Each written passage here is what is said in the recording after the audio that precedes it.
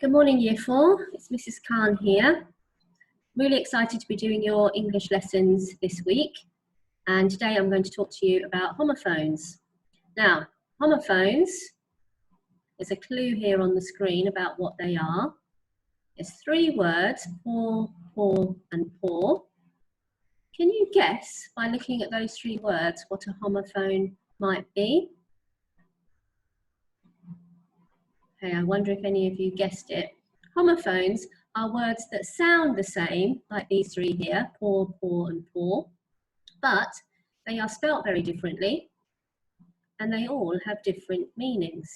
So we're taking a look at homophones today, especially when you're using homophones in sentences, because if you use the wrong word in a sentence, it can change the meaning of it completely, which is why it's really important to know which word you're using in which sentence.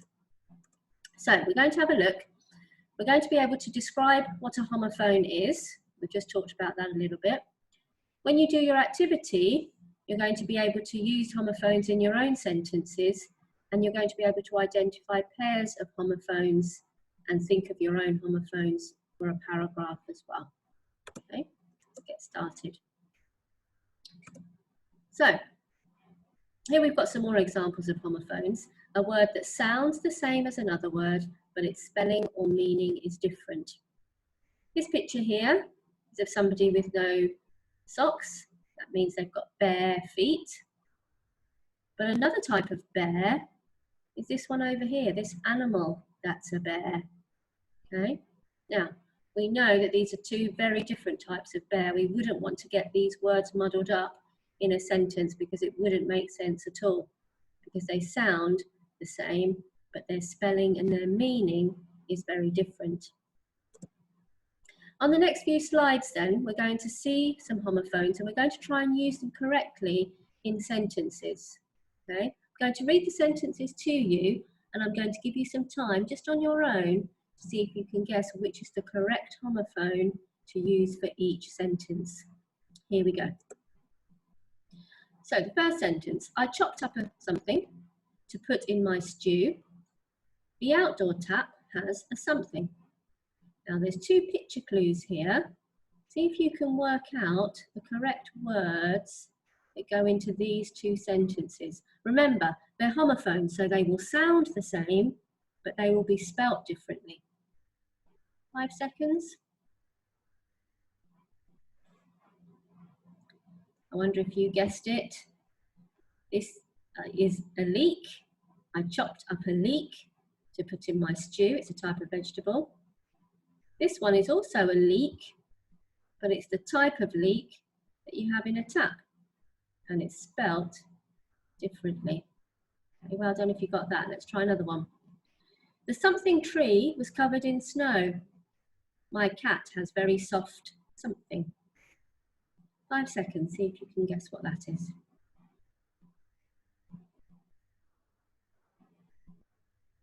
The correct word is fir tree and fur of the cat, the soft fur of the cat. The something was very happy. The something bobbed around in the water.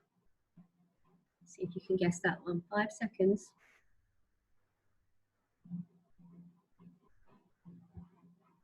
The boy was very happy, and this type of boy bobbed around in the water. These boys here are usually used in swimming pools to mark out the lanes, or in the sea to mark out different depths. But they're spelled very differently and they have a very different meaning. The wind nearly something the man off his feet. The colour of the flower is something.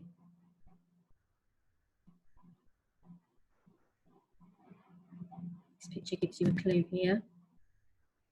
That's it, blue. This is the type of blue. The wind nearly blew the man off his feet. And this one is the colour, blue.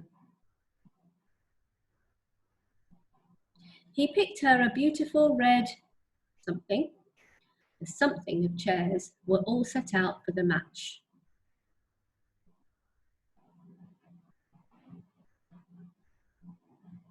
Well done if you guessed it. Rows, a beautiful red rose, rows of chairs. You need to wear a hard hat on the building something. She looked around, but no one was in.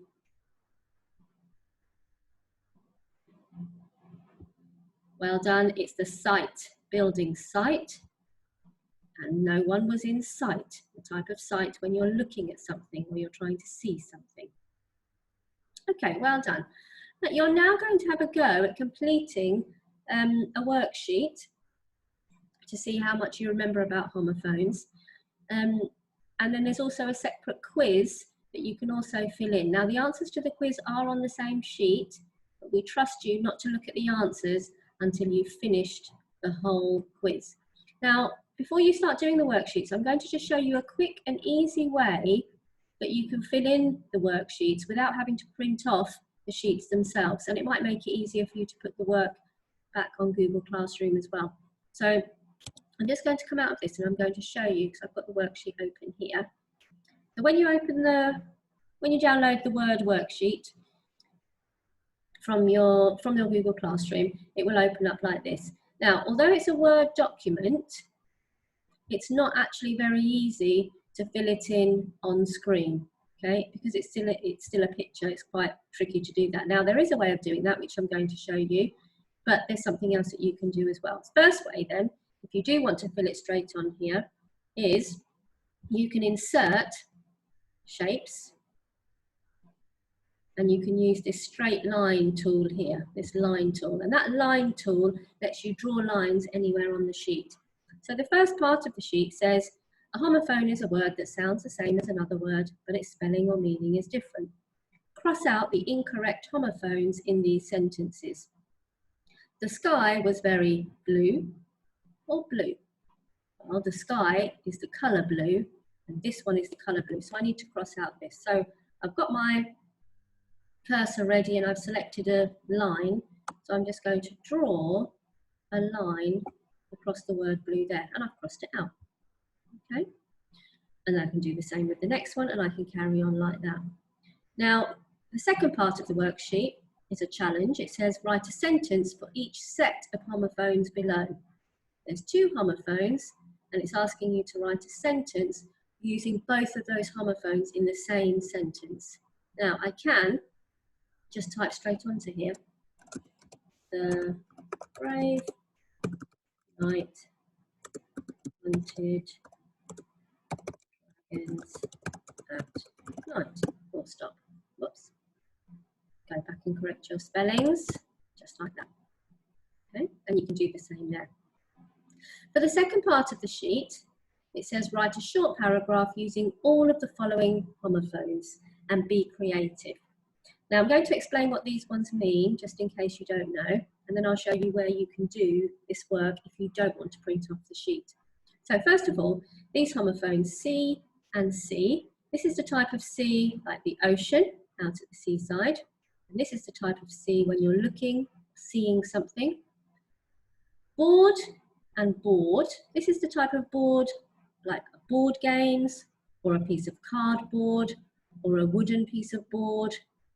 And this is the type of board when you don't have anything to do and you're very bored. Tail and tail. This is the type of tail that animals have. A dog or a cat has a tail. And this is the type of tail that means a short story.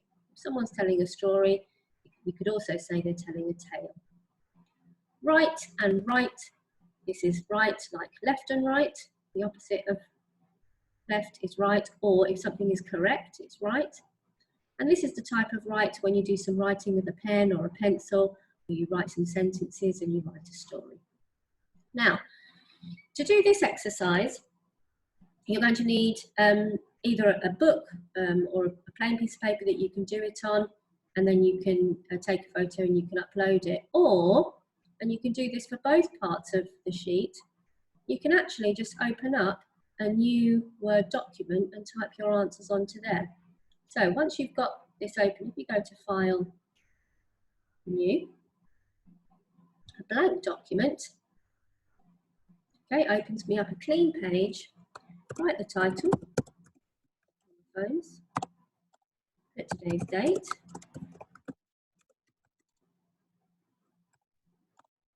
and don't forget your name. And then you can just keep going back to the worksheet. So I can start right at the top. 1, A, B, C, D, E, F, G. So 1, question 1, A, the answer was blue.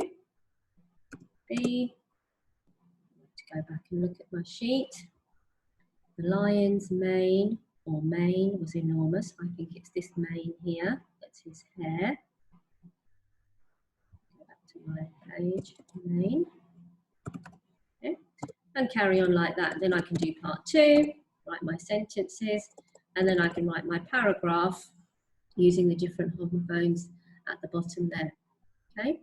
And once you've finished all of those questions on there, you can then just save this document and upload it straight back onto Google Classroom.